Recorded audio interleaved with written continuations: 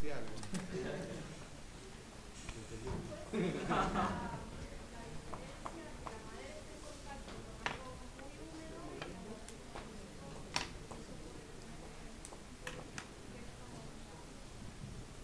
En definitiva es eso.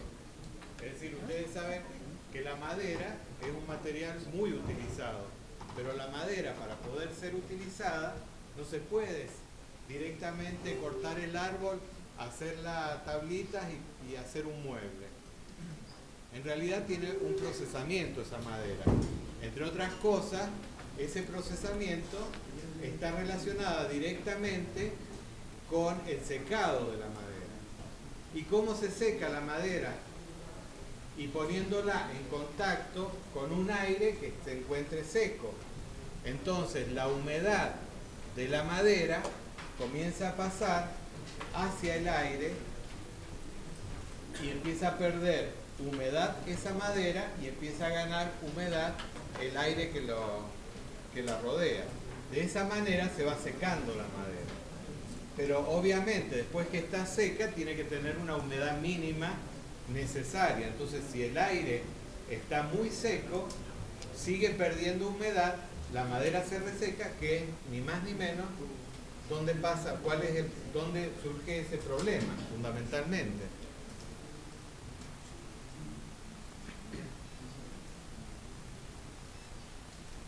A veces tiene necesaria la humedad y a veces que no. Por ejemplo, los postes de iluminación, la humedad también.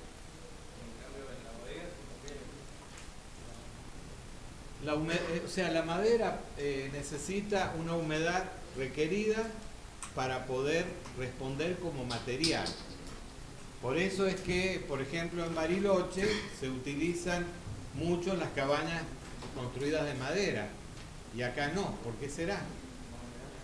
Por la humedad. Es decir, más allá de que allá pueden tener más materia prima disponible, pero más allá de esa materia prima, de esa disponibilidad, están las condiciones climáticas. Esas condiciones climáticas hacen de que el comportamiento de la madera sea diferente en una zona como es Bariloche a una zona como es Mendoza. ¿Cuál es la diferencia entre Bariloche y Mendoza?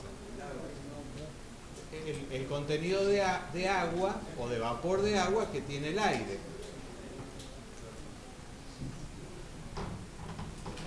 Si les resulta muy obvio, me lo dicen y seguimos, porque sigo sintiendo que están hablando permanentemente y nadie se anima a decir nada.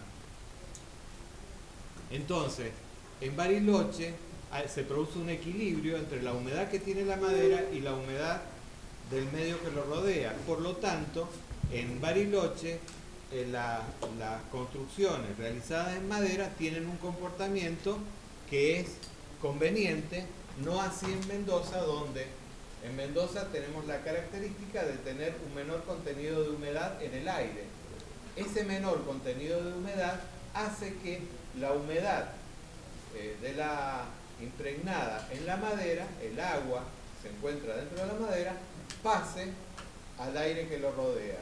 Y si esto sucede, la madera se empieza a resecar, y si se reseca, no responde a las características propias como material resistente que debería tener. Entonces de ahí que las condiciones del aire húmedo son fundamentales, por ejemplo, como para evitar este tipo de problemas. Entonces, es como decía que en el caso de las bodegas, se humecta el aire de alguna manera como para que la madera con la cual están fabricadas las vasijas tengan la resistencia adecuada y no se resecan, sobre todo cuando están vacías, obviamente.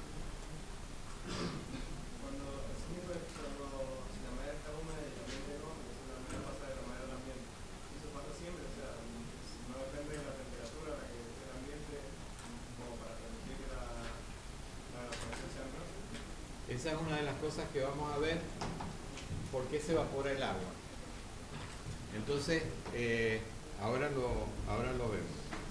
¿En qué otro caso creen que es importante el estudio del aire húmedo?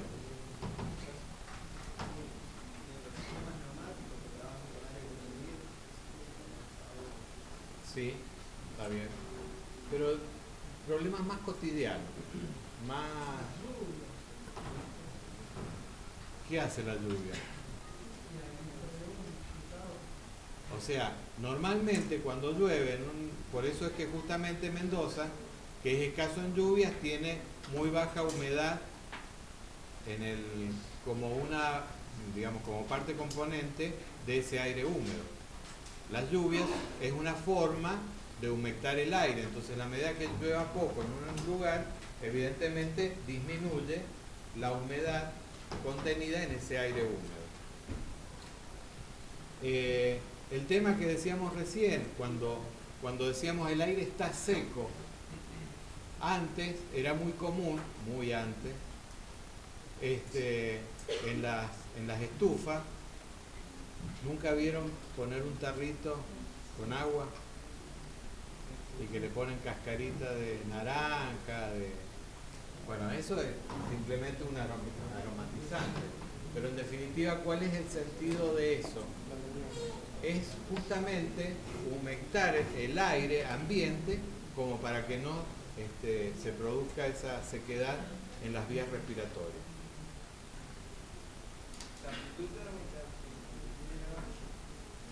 La amplitud térmica entre el día y de la noche está relacionada con qué? Con la humedad del ambiente, pero además con qué? Claro, es la temperatura, pero ¿con qué está? O sea, ¿en qué influye esa subida y bajada de la temperatura? Creo que lo dijiste vos.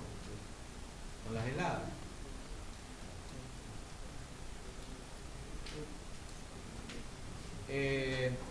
¿Por qué dicen?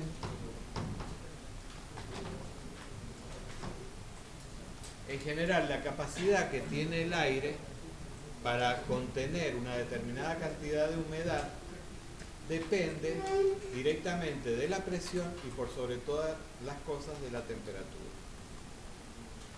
Entonces, generalmente estamos hablando de un componente que es agua. Y ese agua no está en estado líquido, sino que está en estado de vapor. ¿Y cómo hacemos para que pase al estado de vapor? ¿Qué pasa con un lago? ¿Qué pasa con un río? ¿Qué pasa con el mar? Necesita energía. Necesita una determinada cantidad de energía para pasar del estado líquido al estado de vapor. Pero ¿cuál es la temperatura mediante la cual se produce ese cambio de fase? La temperatura de saturación. ¿Cuál es la temperatura en la cual yo puedo esperar un cambio de fase del estado líquido al estado de vapor? 100 grados. Ajá. Entonces, Depende de la presión.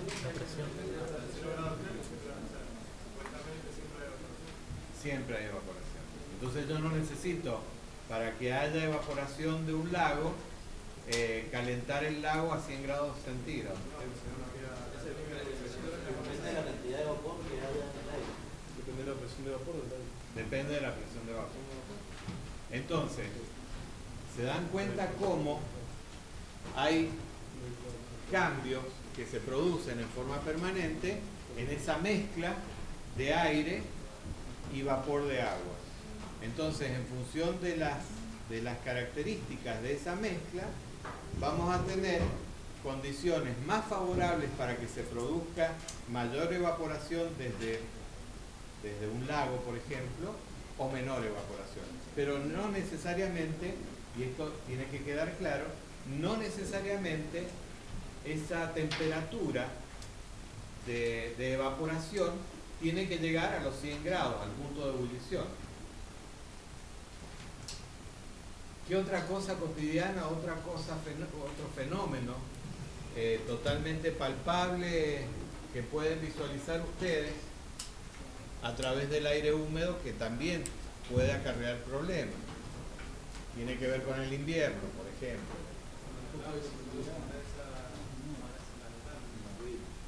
En el aire, la condensación que se produce en el auto es decir, que se empañan los vidrios, y estos vidrios se empañan porque se produce una condensación de ese vapor que se encuentra en el aire, se condensa en los vidrios. ¿Por qué se condensa en los vidrios?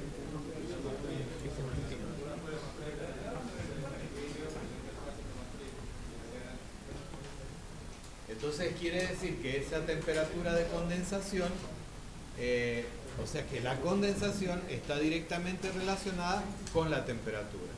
Eso que pasa dentro de un auto también pasa en una casa.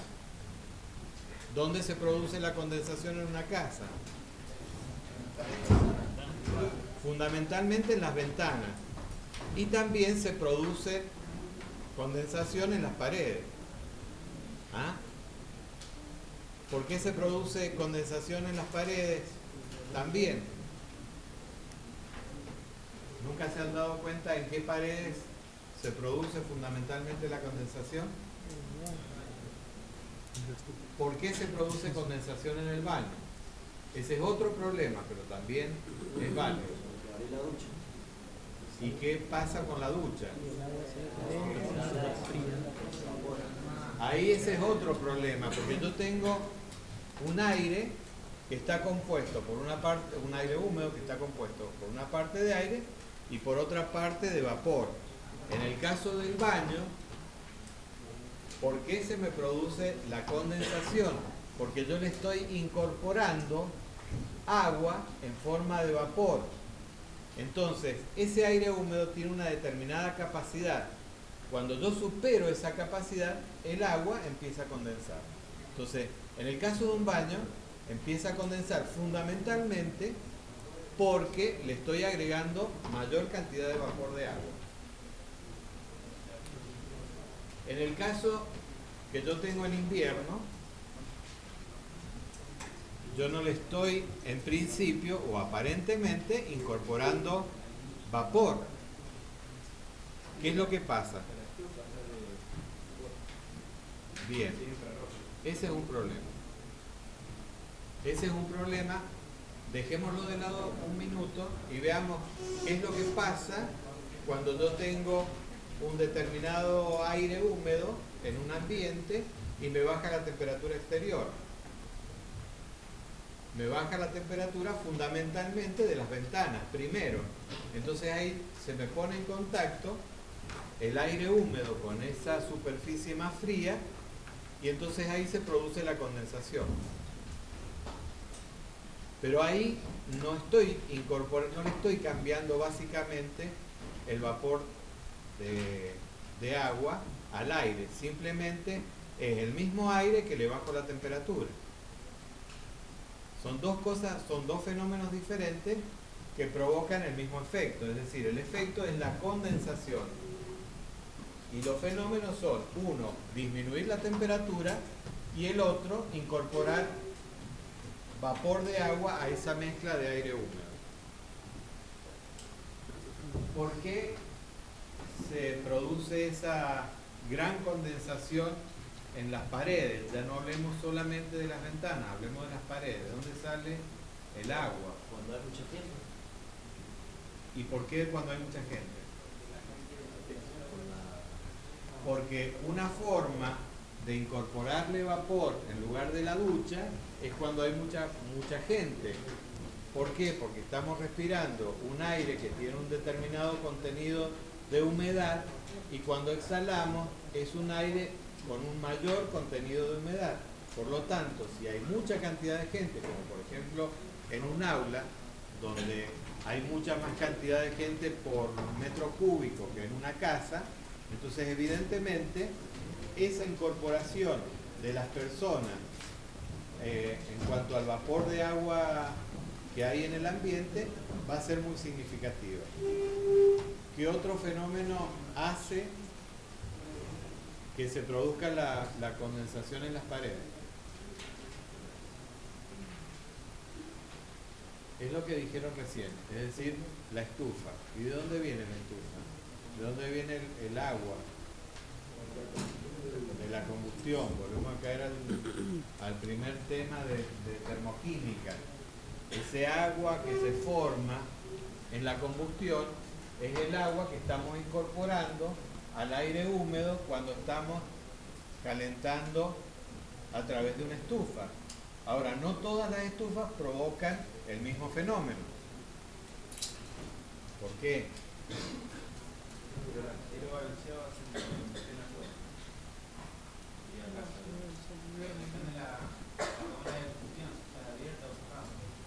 ¿Y de qué depende eso?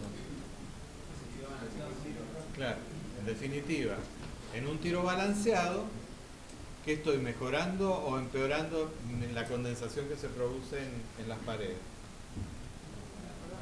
Lo estoy mejorando porque en lugar de todo ese agua como producto de la combustión, que lo estoy ingresando directamente al ambiente, lo estoy tirando hacia afuera, de manera que lo único que estoy aprovechando de la estufa, ¿qué es? El calor. ¿Y el calor cómo me llega al ambiente? ¿Sabes lo que calienta la caldería? A través de un intercambiador de calor, pero los humos de la combustión nunca ingresan al ambiente. Entonces se pone en contacto el aire de la habitación con los humos del otro lado, pero nunca se mezclan. Al no mezclarse directamente, los humos de la combustión salen afuera y queda solamente el calor a través de la conducción que se produce a través de las paredes de ese intercambiador. Entonces, en definitiva, si tenemos un problema de condensación, ¿cómo lo podemos mejorar? Los estoy haciendo pensar mucho porque los veo... No sé si son cosas que se les ocurren pensar cuando ven las cosas. ¿Alguna vez vieron que se condensan? ¿Se preguntaron por qué? ¿Se preguntaron cómo solucionar ese problema? ¿O nunca tuvieron el problema de que las paredes chorrearan, por ejemplo, y que se llenaran de hongos? ¿Nunca? Qué bárbaro. Me alegro mucho que lo haya pasado. Vos tenés una estufa muy buena, entonces...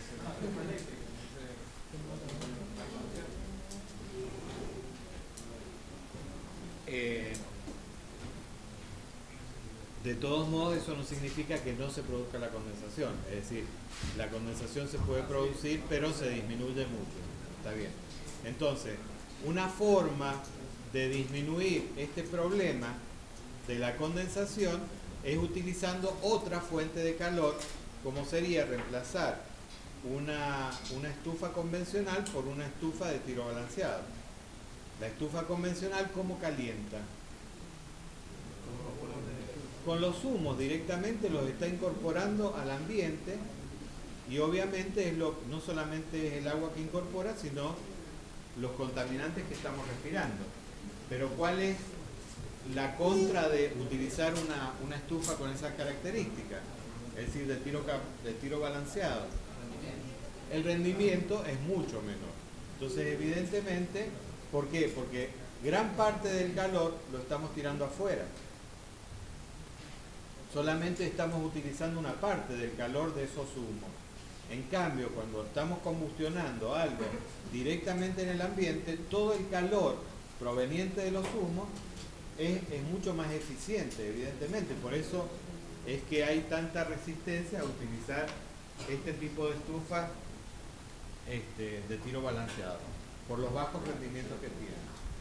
Y no así, por ejemplo, las estufas eléctricas. La estufa eléctrica tiene la particularidad de poder generar todo el trabajo eléctrico que se produce, lo convierte en calor. Entonces, como medio de calefacción sería la forma más eficiente. Ahora, desde el punto de vista del ambiente es bastante nefasto. ¿Qué otra forma, si cambiamos la estufa y todavía sigue produciéndose condensación, cómo podemos solucionar ese problema? ¿Cómo?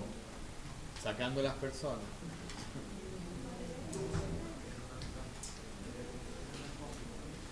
materiales absorbentes.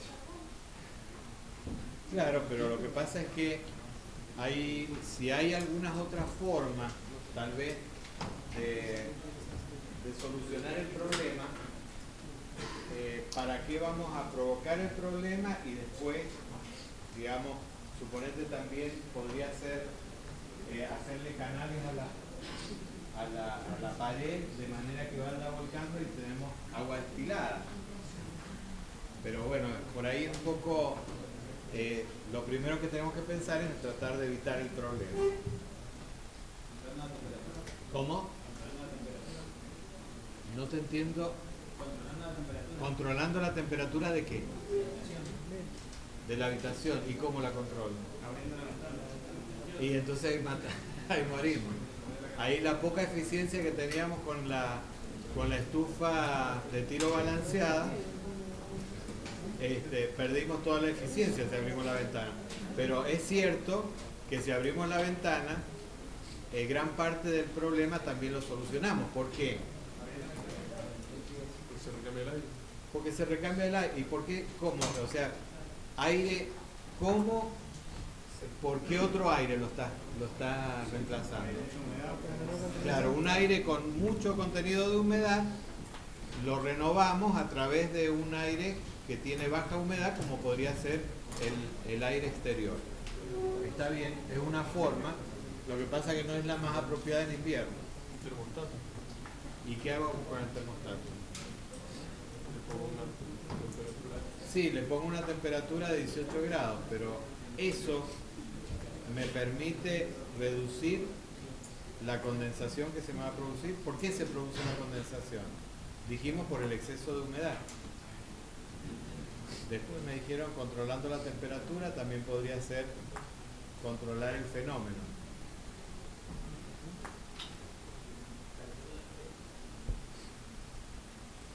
Exactamente, es decir, calentar las paredes sería poco práctico, ¿no es cierto? Ponerle una resistencia eléctrica a las paredes y darle temperatura. Pero sería una solución, porque en definitiva ¿por qué se produce la condensación en una pared? Porque tiene mucha humedad del aire y por otro lado la temperatura de la pared está por debajo de la temperatura del rocío. Se produce la condensación. Si yo no dejo que la pared disminuya la temperatura por debajo de la temperatura del rocío, entonces no voy a tener condensación. Sería otra forma de solucionar el problema que se produce en las condensaciones en los muros. Como es poco práctico calentar una pared, entonces, ¿cómo puedo modificar la temperatura de una pared para que no se me produzca esta condensación?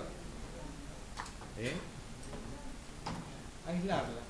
¿Por qué baja la temperatura? Y porque tiene mucha pérdida de calor hacia el exterior. ¿Por qué los vidrios están más fríos que las paredes? ¿O por qué en los vidrios se produce mayor condensación? ¿Por qué los vidrios están más fríos? ¿Por qué están más fríos? Porque pierden más calor. ¿Por qué pierden más calor? Porque el coeficiente de conductividad es mucho más grande en un vidrio que en una pared. Entonces el calor que se pierde a través de un vidrio es mucho mayor.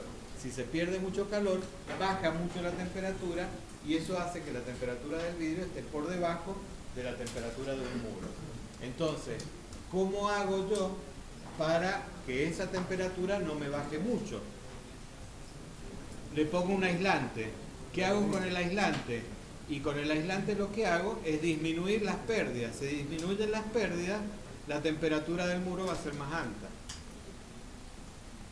Si la temperatura del muro es más alta, está por encima de la temperatura de rocío y no me condensa. Y por eso les preguntaba si habían sido, pero como a ustedes nunca les ha pasado eso, que hayan condensado las paredes, tampoco van a observar de que hay algunas paredes que se condensan y en un mismo ambiente hay algunas paredes que condensan más que en otras. Por supuesto, eso es perfecto.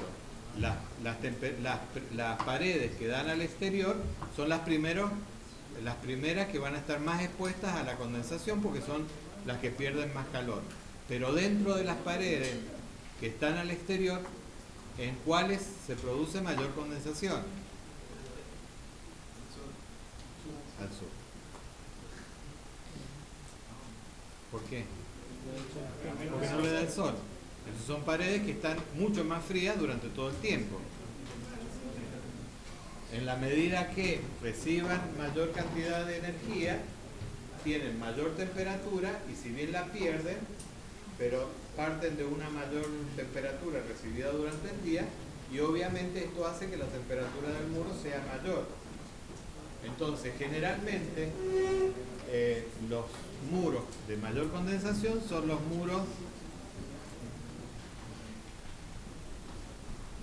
muros exteriores.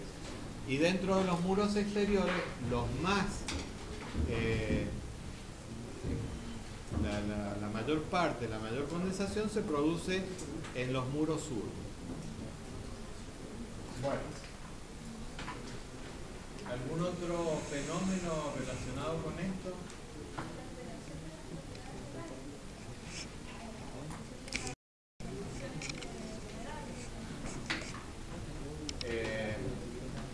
Claro, evidentemente se produce, pero ¿en qué caso puede, por favor?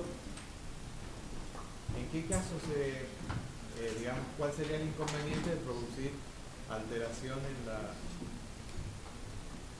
en las propiedades del aire? Sí.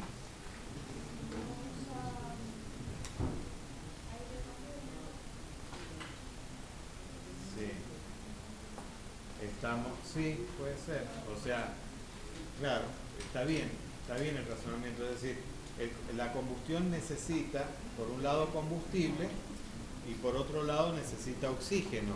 Pero el oxígeno, ¿dónde lo sacamos? El oxígeno lo sacamos del aire. Pero si ese aire que estamos utilizando en esa combustión está muy cargado de humedad, no solamente el agua que va a estar formándose a partir de la combustión misma, sino que va a aparecer también el agua que tenía contenida el aire para provocar esa combustión. ¿Está bien?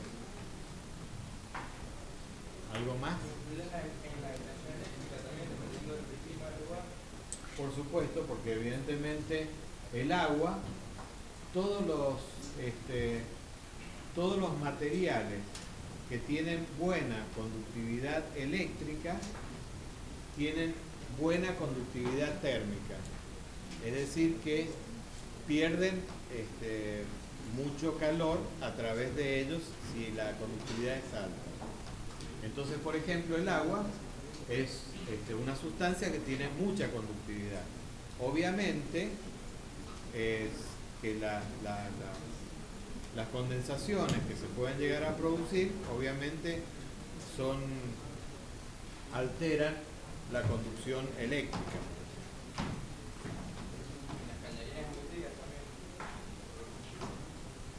¿En qué sentido? ¿Qué cañería? ¿Por qué?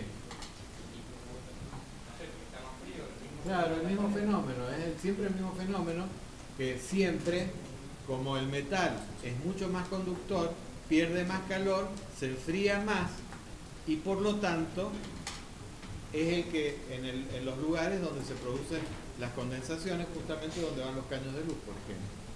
O las cañerías de agua, que también son las partes más frías de un muro.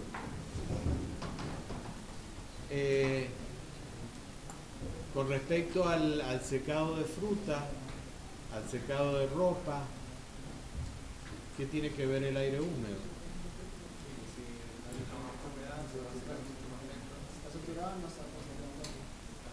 Exactamente. Bueno, en todos estos fenómenos, ¿por qué se produce la evaporación? ¿Por qué se produce el cambio de una fase líquida a una fase de vapor?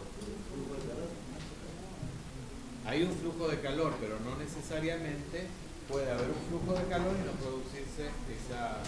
Porque el aire a temperatura está insaturado. Exactamente.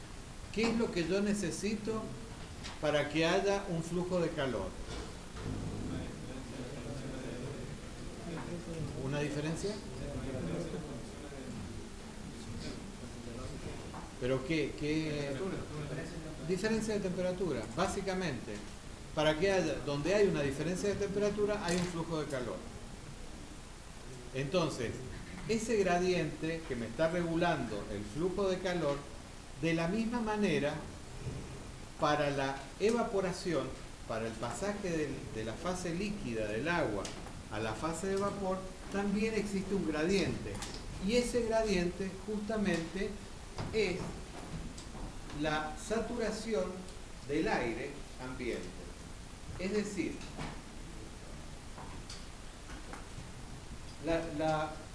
por ejemplo, la evaporación del agua de un lago, ¿se produce siempre? ¿Están seguros de eso? ¿Alguien dice lo contrario? Sí, porque el agua siempre está a una temperatura más baja. O sea, siempre se produce una evaporación desde la fase líquida a la fase vapor. Sí, siempre que tengamos un lago, se va a producir una disminución del nivel del lago, ¿no es cierto?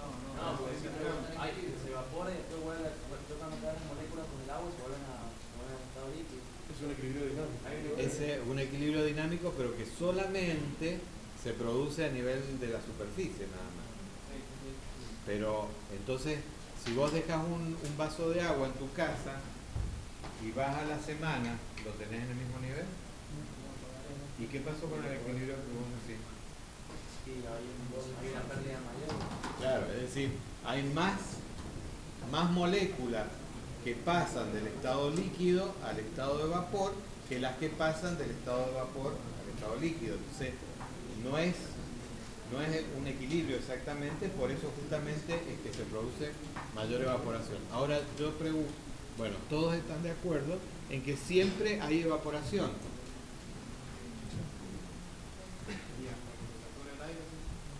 Ah, ahí me pusiste una condición. Entonces, si el aire está saturado, ¿qué pasa con esa evaporación? ¿Está saturado o no? Si el aire está saturado, entonces no se produce más evaporación. Entonces no siempre se produce la evaporación del agua.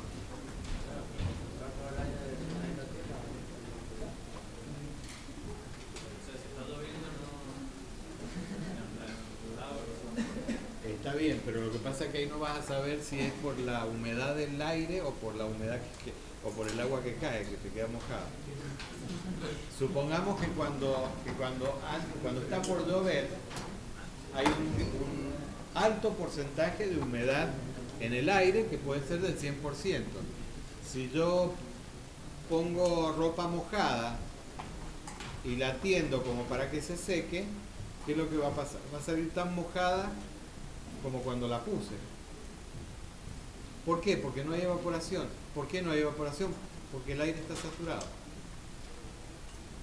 Entonces no siempre se produce ese cambio de la fase líquida a la fase vapor. Pasa exactamente lo mismo en el caso de la fruta. No sé, si no les condensa las paredes, tampoco me imagino que nunca han puesto a secar ninguna fruta. Nunca han hecho una pasa, nunca nada. Pero bueno, no importa. ¿Alguien sabe? ¿Vos sabés algo? Sí, sabés. No sabemos. ¿Qué pasa? Que normalmente cuando se busca el secado de fruta, por ejemplo, es una práctica por ahí muy casera, a lo mejor las uvas normalmente se sacan de día y se tapan de noche. No solamente por la intensidad, también por la temperatura, que están los hornos térmicos, los hornos solares para el secado de fruta.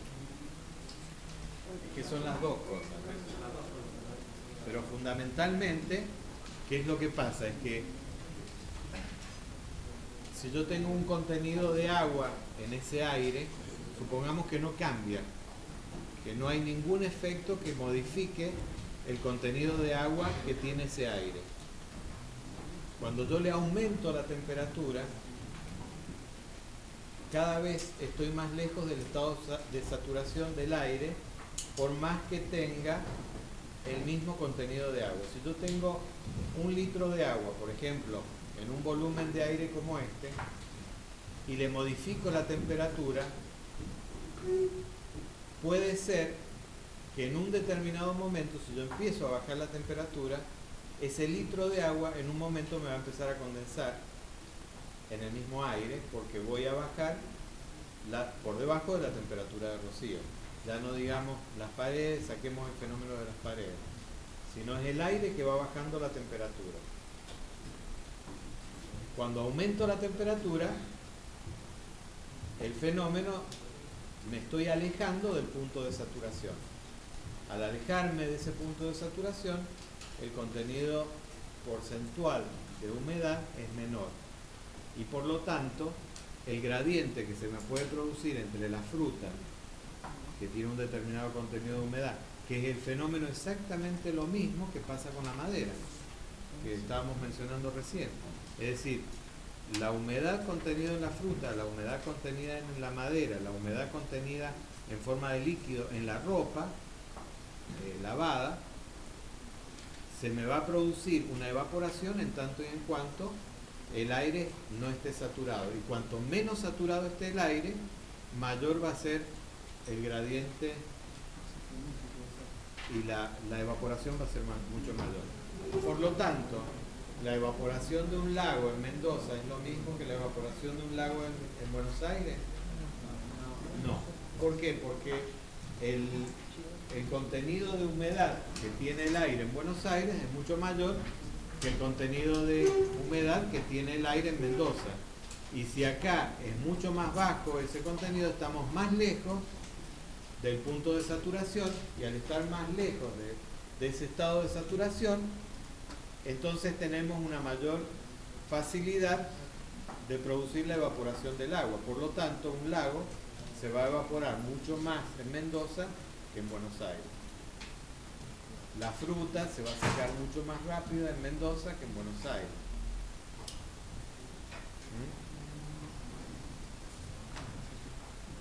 Bueno.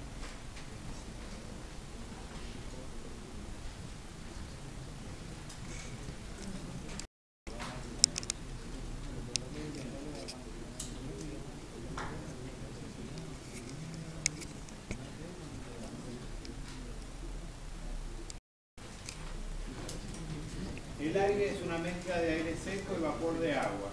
El aire tiene una determinada composición que básicamente, fundamentalmente ustedes ya lo saben, que está dada fundamentalmente por nitrógeno en mayor proporción y oxígeno en menor proporción, y después, bueno, hay otros gases que también la componen, pero que se encuentran en menor proporción. En realidad el aire es tan común en la naturaleza que por eso existen tablas específicas, y por eso muchas veces se considera como, se lo podría llegar a considerar como un sistema monocomponente, es decir, que está compuesto por una única sustancia. En realidad es multicomponente, pero como hay tablas específicas que nos dan las propiedades del aire, por ahí es importante, por ahí se la puede llegar a tomar como si tuviera un único componente.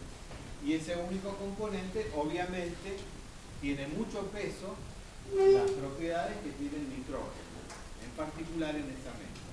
Entonces, por eso es que cuando hablamos de aire húmedo, estamos diciendo que es una mezcla de dos componentes.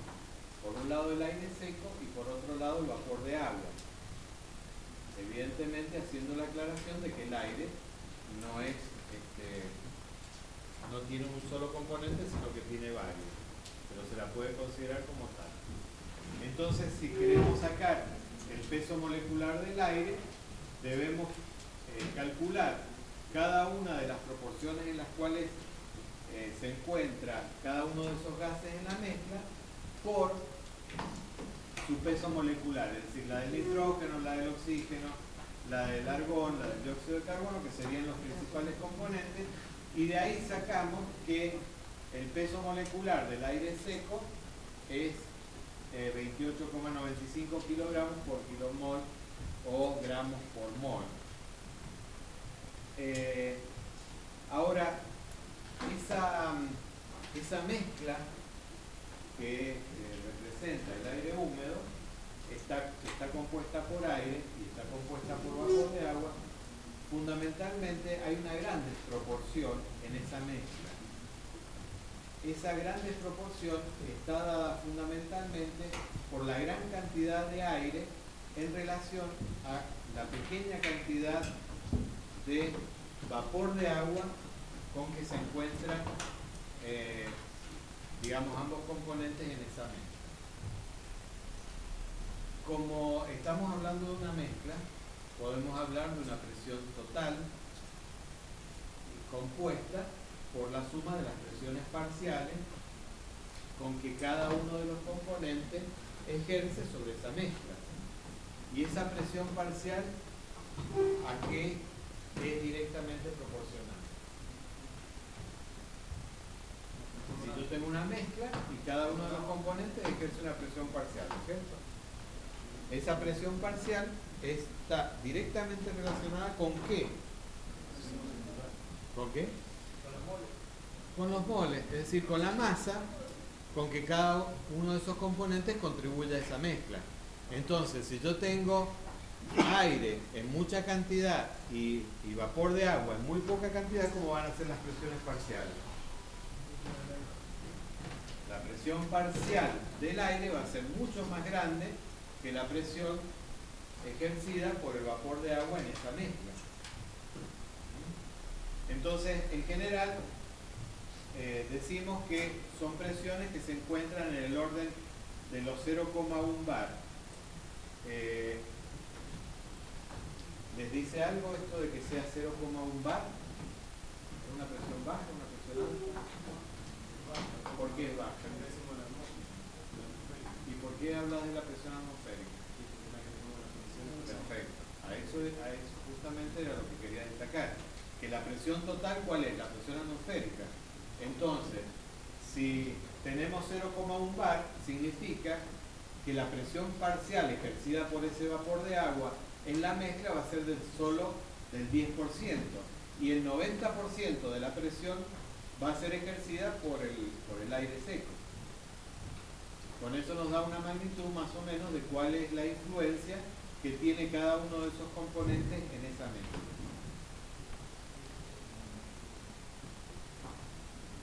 Para poder determinar los grados de libertad, es decir, las propiedades, la cantidad de propiedades que yo necesito para poder definir un estado de equilibrio de mi aire húmedo, lo puedo definir a través de los grados de libertad. Y los grados de libertad es una ecuación muy simple donde intervienen el número de componentes de la mezcla y el número de fases. Entonces, si estamos hablando, para poder sacar los grados de libertad que tiene el aire húmedo, decimos que esa mezcla es una mezcla compuesta por dos componentes, el aire seco y el vapor de agua por el otro.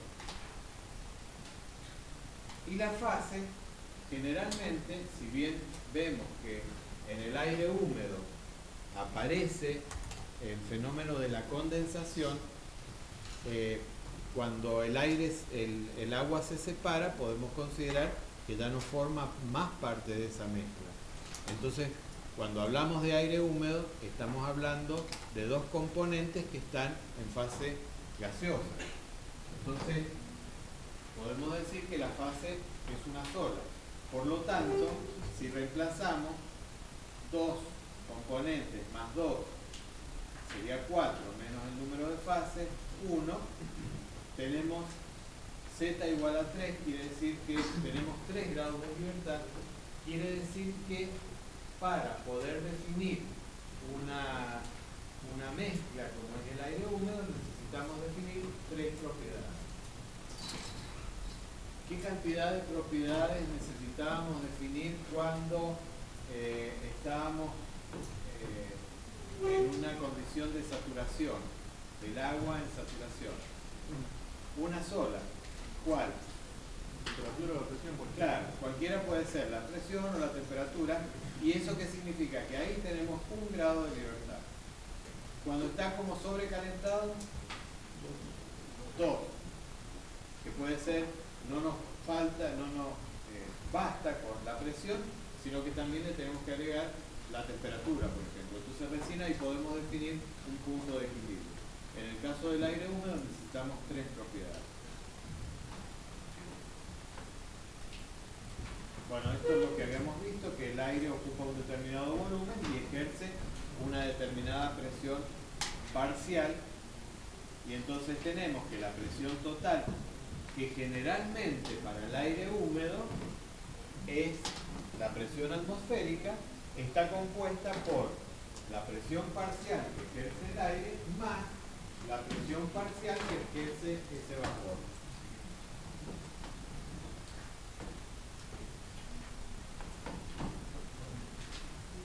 La presión total a la cual está sometida el aire húmedo es la presión atmosférica, que es lo que habíamos dicho. Cada una de esas presiones parciales ejercidas por cada uno de los componentes es proporcional a la masa de aire y a la masa del vapor de agua, obviamente. Ahora, cuando hablamos de esas presiones parciales, hablamos de la presión de vapor y de la presión de aire. Cuando esa presión de vapor es máxima, decimos que el aire húmedo se encuentra saturado. ¿Qué propiedad conocen ustedes que esté relacionada con esta saturación? ¿Qué es lo que le da la pauta de que el aire está saturado? ¿Cómo saben que el aire está saturado? ¿Eh?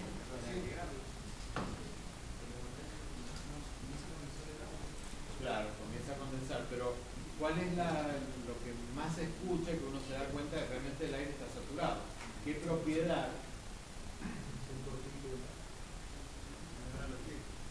En los datos climáticos permanentemente hablan de la humedad relativa. La humedad relativa nos dice está en 100%. La humedad relativa es del 100%.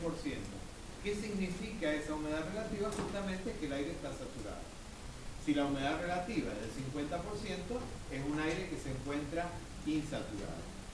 Entonces, cuando el aire está saturado, la presión parcial ejercida por el vapor se identifica como P sub Bs, que sería la presión del vapor saturado para una temperatura determinada. Fíjense acá cómo tenemos distintas mezclas de aire húmedo. Entonces, dependiendo de la temperatura, vamos a tener determinadas condiciones máximas que puede tener el aire. ¿Qué quiere decir esto?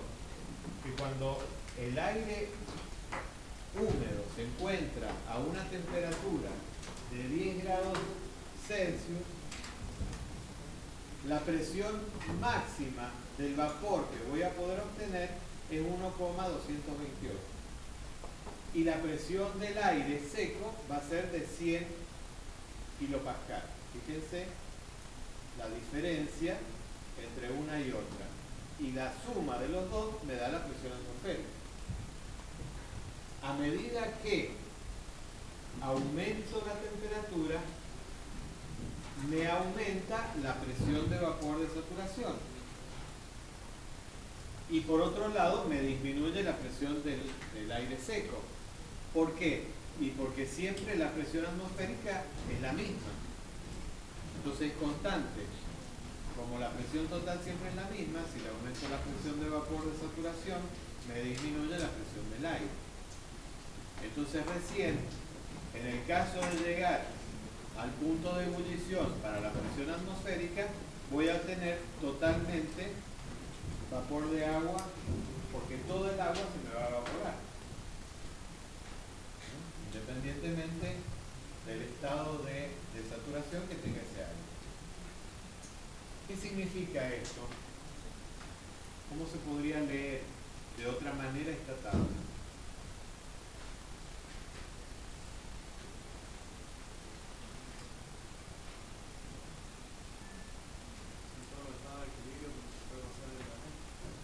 Son todos, sí, está bien. Pero, ¿qué quiere decir? Si yo tengo un aire y lo voy calentando, Pero aumentar la temperatura, la presión de saturación aumenta mucho. ¿y qué significa? Esta va aumentando esta, eso quiere decir. ¿Y qué significa?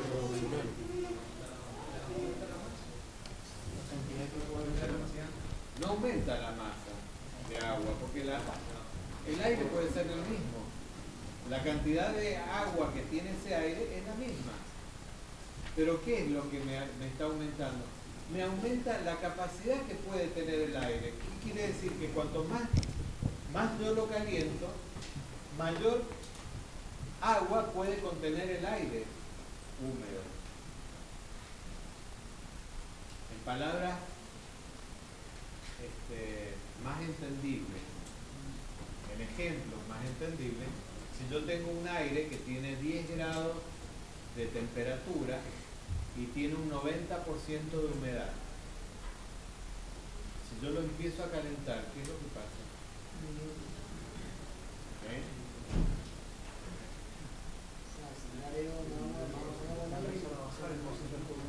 Empieza a bajar el porcentaje de humedad. Entonces paso de 90%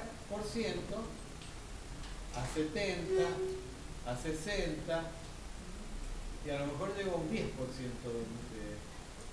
de humedad relativa. ¿Y eso es beneficioso o es perjudicial? ¿Eh? ¿Por qué? Es beneficioso.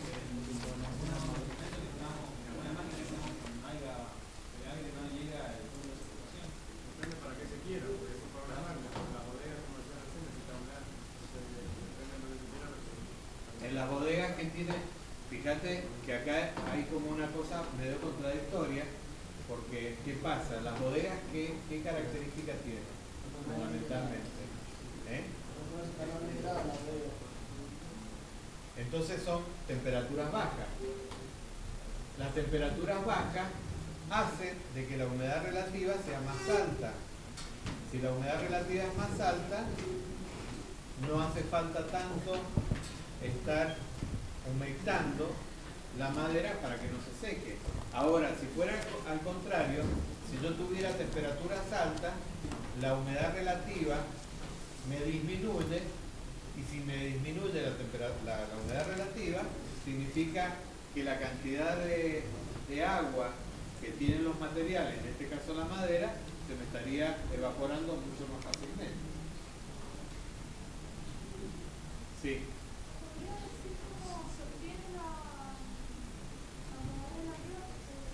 No, es que todavía me estoy adelantando y todavía no, pero enseguida digo cómo se calcula.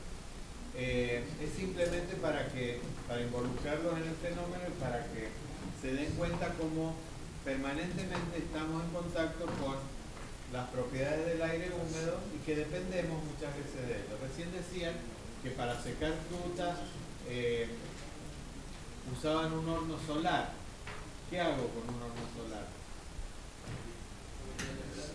Aumento la temperatura. Para la misma cantidad de agua que tiene ese aire dentro del horno, ¿qué es lo que me pasa? Aumento la temperatura, disminuye la humedad relativa y favorezco el desprendimiento de agua en forma de vapor desde la fruta hacia el ambiente. Obviamente se me va a empezar a cargar de humedad ese aire que está en el horno. Yo lo tendría que sacar. ¿Entienden cómo funciona? Que es un problema, la saturación es un problema. Por un lado, o sea, la evaporación es un problema. Por un lado, del contenido de agua que puede tener el aire, y por otro lado, un problema de temperatura.